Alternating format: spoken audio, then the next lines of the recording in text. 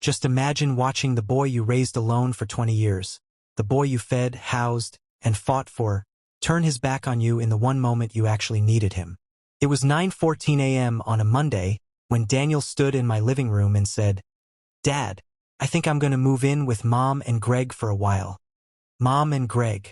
He said it like those words belonged together naturally, like they hadn't been strangers for most of his life. Like Greg, the man who only married my ex-wife 5 years ago, had more of a claim to my son than I did. Why? I asked, though I already knew. They have more stability right now. And... He hesitated, eyes darting to the stack of unopened letters on my desk.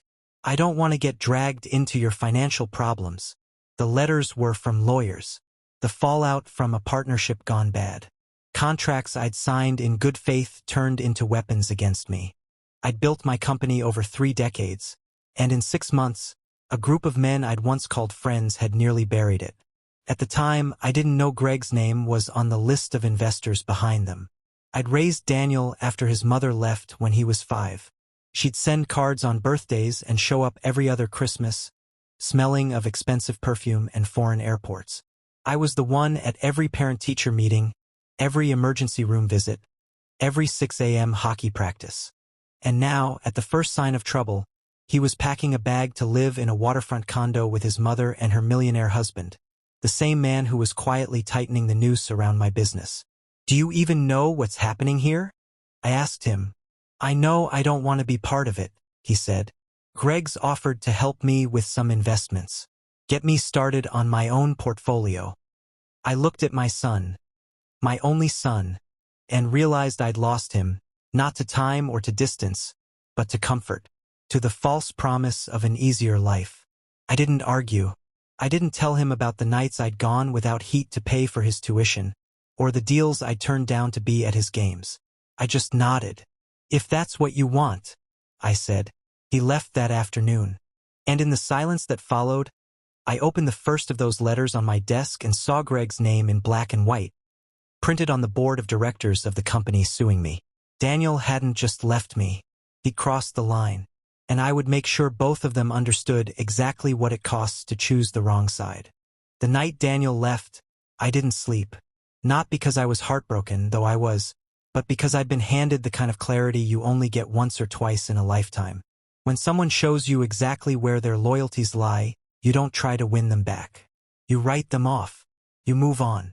But moving on didn't mean forgetting. At 2:17 a.m., I pulled out a legal pad and started making a list. Not of what they'd done, that was obvious, but of what they still had because of me. It was longer than I expected. The condo Daniel was so eager to move into, I'd co-signed his previous lease, which gave him the credit score to qualify. The car he drove? Registered in my name, insured on my policy.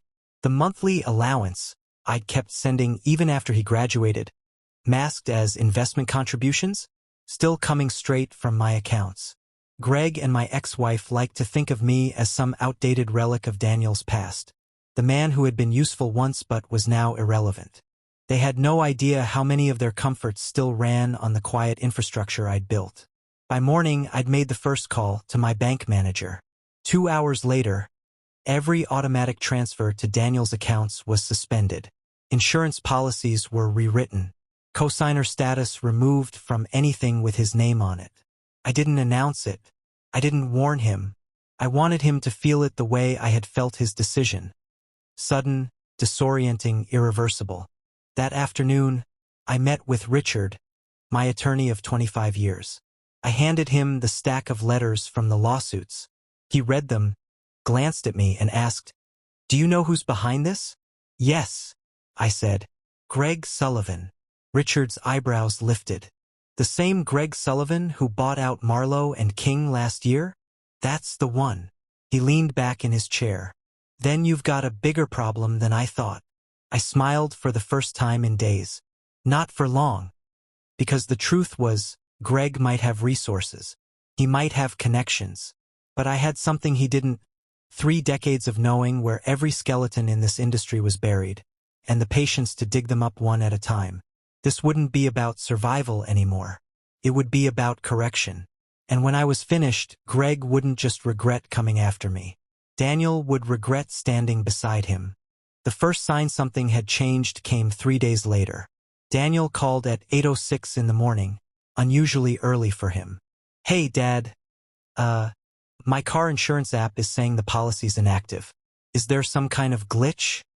"No glitch," I said. Silence. "What do you mean?" "I mean the policy was in my name. I removed it." There was a pause, the kind where you can hear someone's brain scrambling for the right combination of words. "Okay.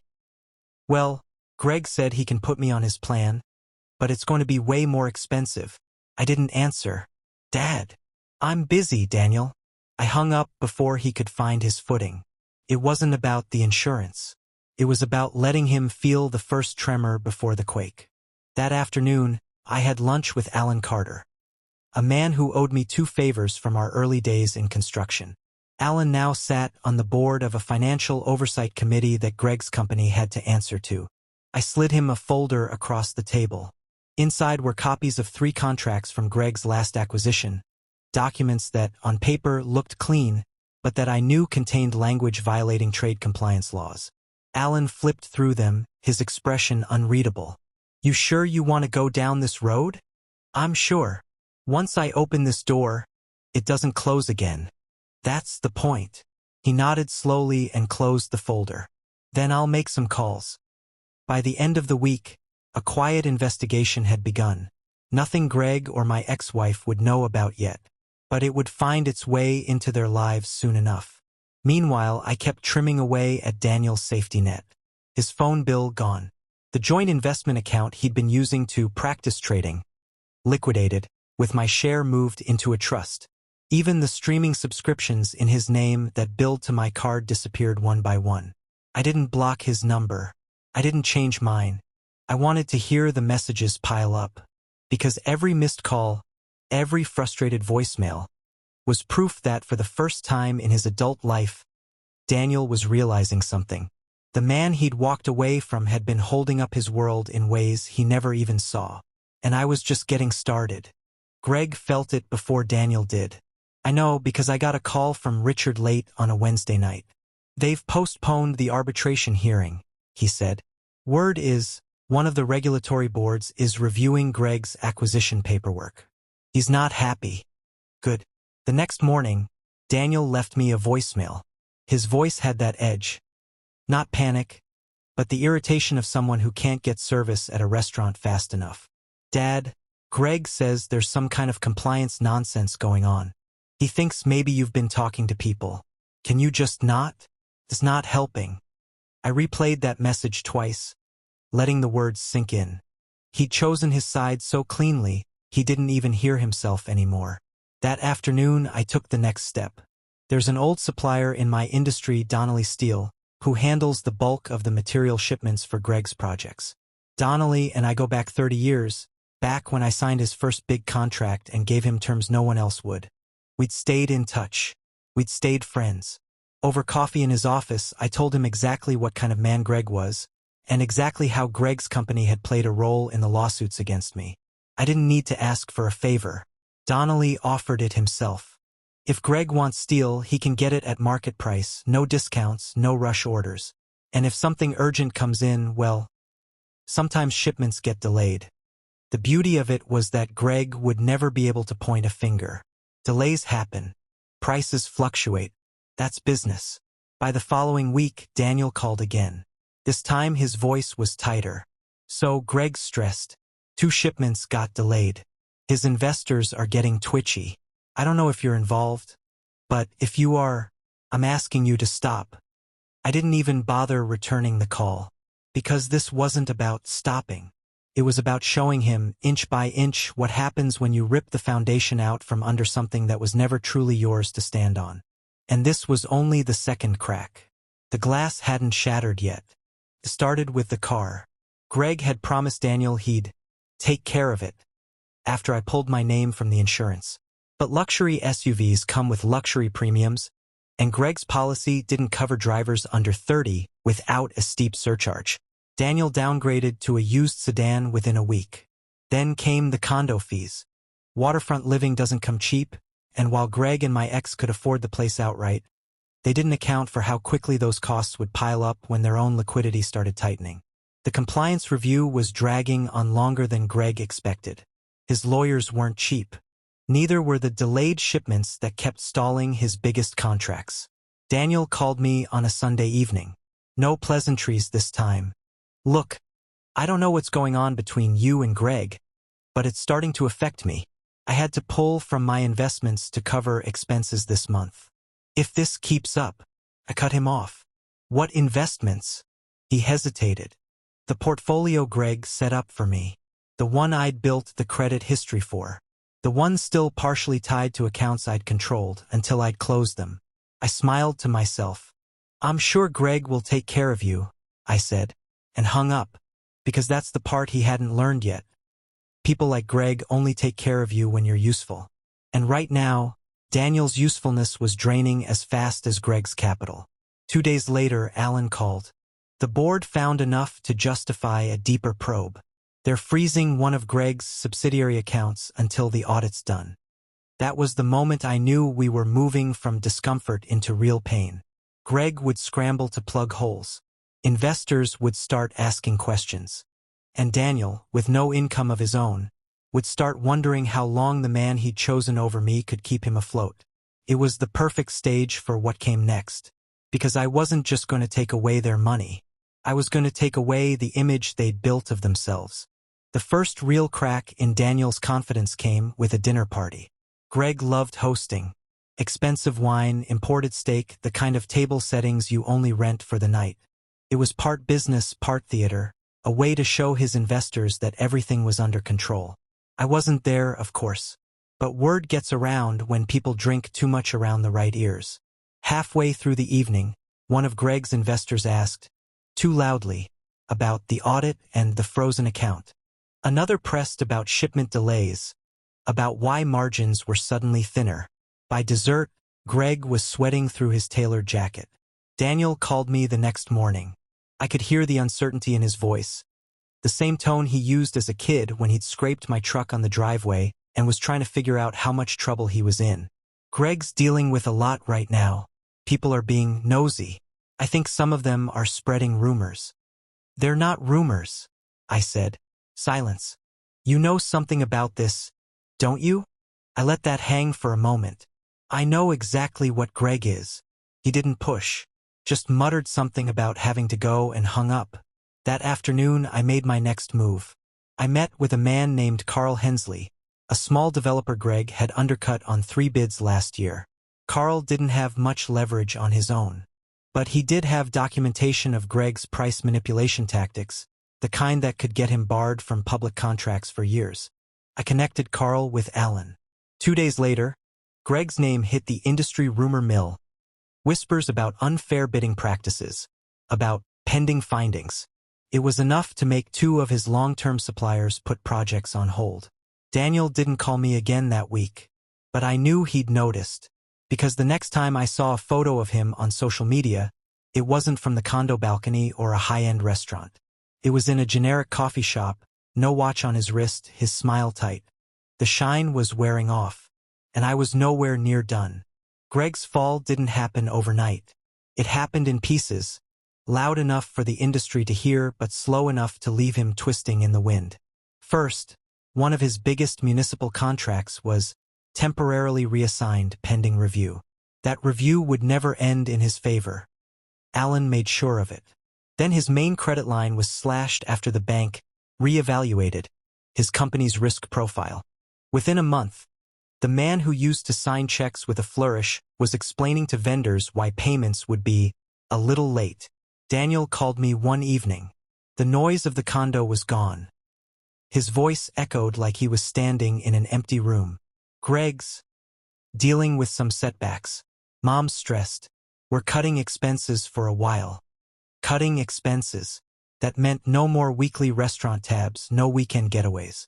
And, I suspected, no more investment portfolio handouts to Daniel. I didn't gloat.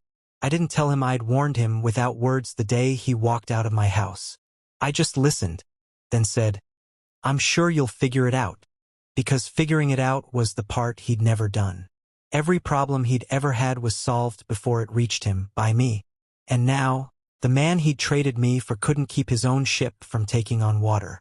2 weeks later, Greg listed his boat for sale. Then the second car. By then, rumors had hardened into headlines on niche industry sites. Sullivan Holdings under audit for bidding irregularities. I printed that headline and filed it away. Not as a trophy, but as proof. The system I'd built to dismantle him was working exactly as designed. Daniel stopped posting on social media entirely. Friends in common told me he'd started asking about short-term gigs and networking opportunities. For the first time, he was the one chasing people for help. It wasn't the end yet, but it was close enough for him to start seeing it.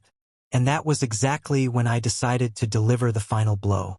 The final blow was never meant to be loud. Loud gives people time to rally, to push back. I wanted silence, the kind you only hear after something heavy hits the ground. Greg's last safety net was a private investment fund he'd been using as a personal bank account for years. It wasn't illegal on paper, but the way he moved money between his company and that fund was the kind of gray area regulators love to paint black when they're in the mood. Through Alan, I'd already slipped documentation of those transfers to the right department. All it needed was a nudge to move from pending to active. That nudge came from a retired judge I'd built a house for back in '98. He made one call. 3 days later, Greg's fund was frozen, pending forensic review. For most people, that would be bad news. For Greg, it was catastrophic. His liquidity was gone overnight. Payroll for his office staff bounced. Vendors stopped returning his calls. Investors demanded emergency meetings. I heard about the meltdown not from the papers, but from Daniel. Greg's in trouble. Like real trouble. They've frozen everything. He says some people are out to get him. I didn't ask who he thought those people were. Mom's freaking out. She's talking about selling the condo and moving somewhere smaller. Greg says we have to tighten the belt. I almost laughed. You'll be fine, I said and ended the call. Because the truth was, Daniel had finally stepped into a world without cushions. The man he'd chosen over me was sinking, and there was nothing left for him to stand on but his own legs. Legs he'd never learned to use. That night, I poured a drink and opened the file drawer in my office. Inside was every piece of this plan, the contracts, the shipping logs, the audit notes, the quiet favors called in at the right time. It was all there in order like a blueprint. One more step and it would be over. Greg would be finished. And Daniel would understand exactly what it meant to burn a bridge you didn't build. Greg's collapse came on a Tuesday. At 9:42 a.m., the industry news wires broke the story.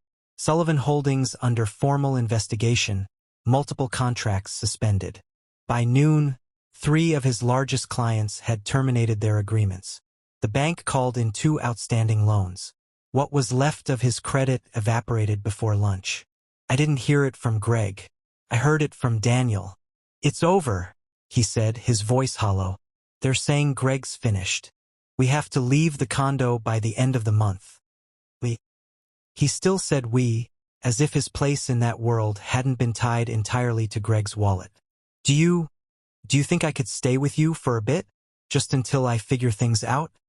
I let the silence stretch. I wanted him to feel it. No, I said finally. I don't think that's a good idea. A long pause. You're really just going to leave me out here? You left me 2 years ago, Daniel. This is what that feels like. I heard him inhale like he was about to argue, then exhale slowly, like he already knew it was useless. That night, I drove past the condo. The lights were off in half the units. A for sale sign hung crooked in the front lobby. Out by the marina, the slip where Greg's yacht used to be was empty. I didn't stop. I didn't need to.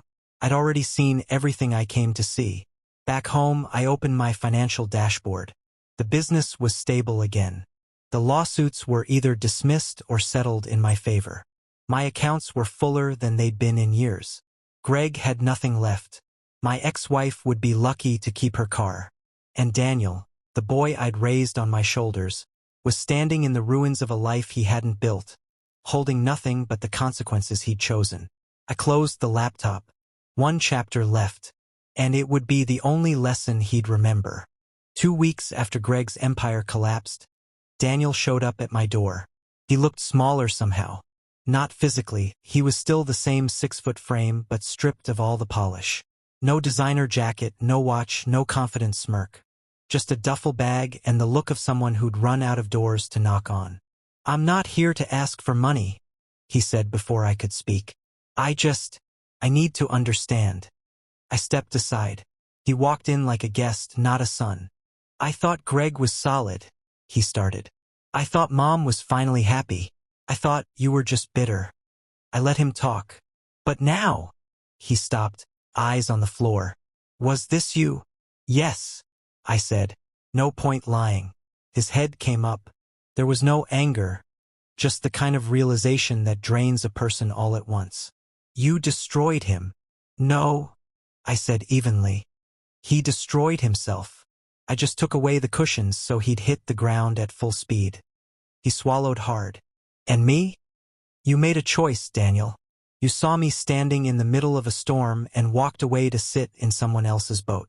You didn't care he'd steered part of that storm toward me. You thought his boat would never sink. He didn't defend himself, didn't offer excuses. "I don't know how to fix this," he said finally. I nodded toward the door. "You start by building your own boat. From scratch. No help. No shortcuts. Then maybe we'll talk." He stood there a moment longer, then nodded and left. I didn't watch him go. I didn't need to. The point wasn't to make him come back. The point was to make sure that if he ever did, it would be on legs he'd built himself. That night, I sat in my office, the final file of the Greg Sullivan plan closed and locked away. My accounts were strong. My business was clean. And my life was finally free of people who saw me only as a resource. Daniel would survive, or he wouldn't. That part was no longer my responsibility. The last lesson was his alone to learn. If you trade loyalty for comfort, you will lose both. And when the storm clears, the ground you land on will be the one you earned.